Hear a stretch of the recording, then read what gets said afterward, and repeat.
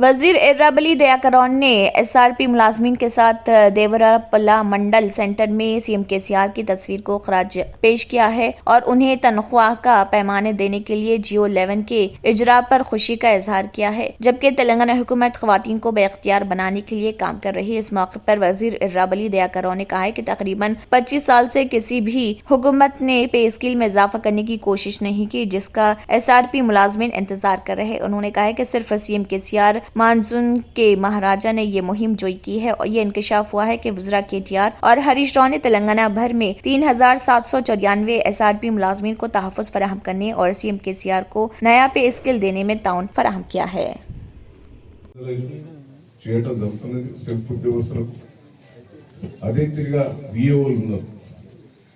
గ్రామానికి ఇద్దరు ముగ్గురు ఉంటారా నలుగురు ఉంటారా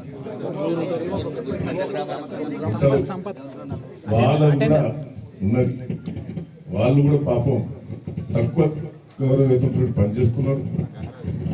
వాళ్ళకు కూడా ముఖ్యమంత్రి గారి మనసులో ఉన్నది, తొందరగా వాళ్ళకు కూడా నిర్ణయం తీసుకోవడం కూడా జరుగుతుందని కూడా ఈ సందర్భంగా తెలియజేస్తున్నాం.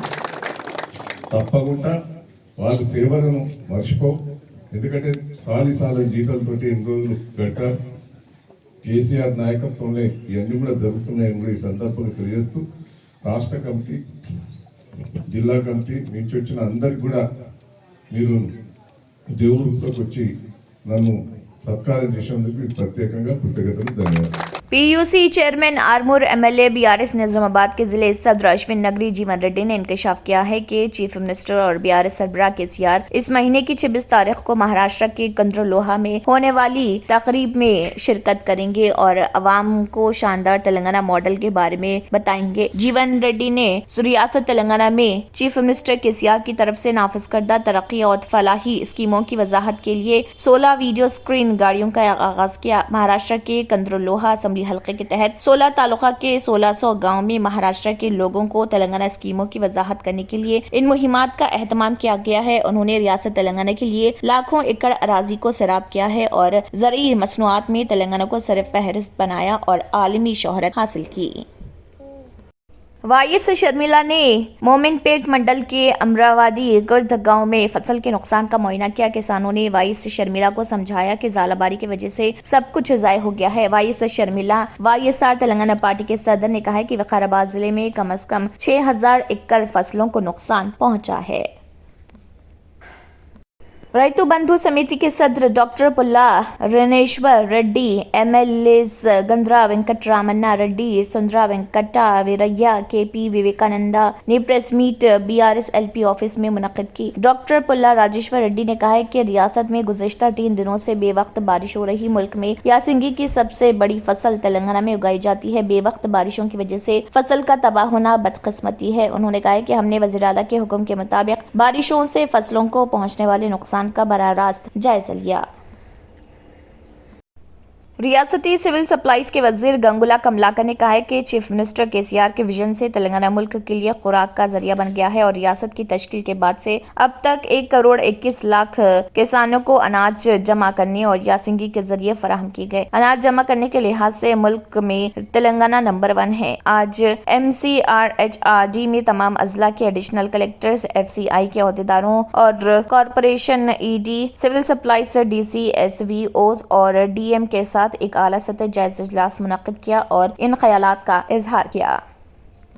रियासत बिहार के वजीर अशोक चौधरी ने मुतनाज़े बयान देकर एक नया तनाज़िया शुरू कर दिया। उनका कहना है कि हिंदुस्तान में 90% से ज्यादा मुसलमान कन्वर्टेड हैं और यानी कि उन्होंने मजहब तब्दील करके इस्लाम कबूल किया है। उन्होंने कहा है कि दलितों ने जात पात से मुतासिर होने वाले मुजालिम से बचने के लिए इस्लाम कबूल किया। मुस्लिम मुलाजमीन और अफसरान की सहूलत को मद्देनजर रखते हुए हुकूमत ने माह रमजान में मुकर्रर वक्त से 1 घंटा पहले दफ्तर आने और मुकर्रर वक्त से 1 घंटा पहले दफ्तर से निकलने की इजाजत दी है। इस सिलसिले में एक सर्कुलर भी जारी किया गया है। साथ ही भारतीय जनता पार्टी इस कदम को लेकर बिहार हुकूमत को घेरने में मसरूफ है। बीजेपी ने सर्कुलर पर एतराज किया है। वो कहते हैं कि हिंदुओं को नवरात्रि के दौरान ऐसी सहूलत क्यों नहीं दी जाती।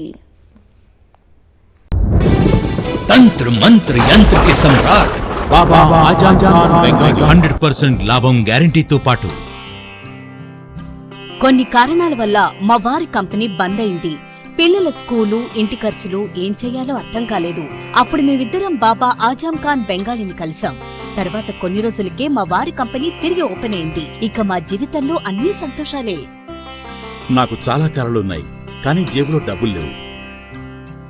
ఇంజనీరింగ్ చదివాను, కానీ జాబ్ లేదు. ఆ సమయంలో నాకేం చేయాలో అర్థం కాలేదు. అప్పుడు నా ఫ్రెండ్ ఒకడు బాబా అజం ఖాన్ బెంగాలీ గురించి నాకు చెప్పాడు. ఆయన్ని కలిసిన తర్వాత నేను ఒక కన్స్ట్రక్షన్ కంపెనీలో ఇంజనీర్ అయ్యాను. మేమిద్దరం ఒకరినొకరు ప్రేమించుకున్నాం. కాని మా ఇద్దరి తరపు పెద్దవాళ్లు మా పెళ్లి ఒప్పుకోలేదు. మేము బాబా ఆజం ఖాన్ బెంగాలీ గారిని కలిసాం. ఆ తర్వాత మా పెద్దలు మా పెళ్లి ఒప్పుకున్నారు.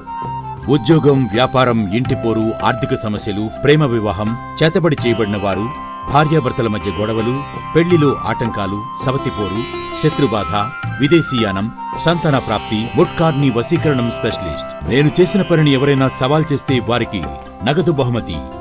మా address Baba Azam Khan Bengali, Malakpet, Hyderabad. Phone number 9573048697। अगर आपने हमारे चैनल को अभी तक सब्सक्राइब नहीं किया है तो यहाँ पर रेड कलर का सब्सक्राइब बटन दिख रहा है, उसे क्लिक करें और हमारे चैनल को सब्सक्राइब कीजिए और साथ ही साथ बेल आइकन को भी क्लिक कीजिए, जिससे आपको ताज़ा अपडेट मिलती रहे।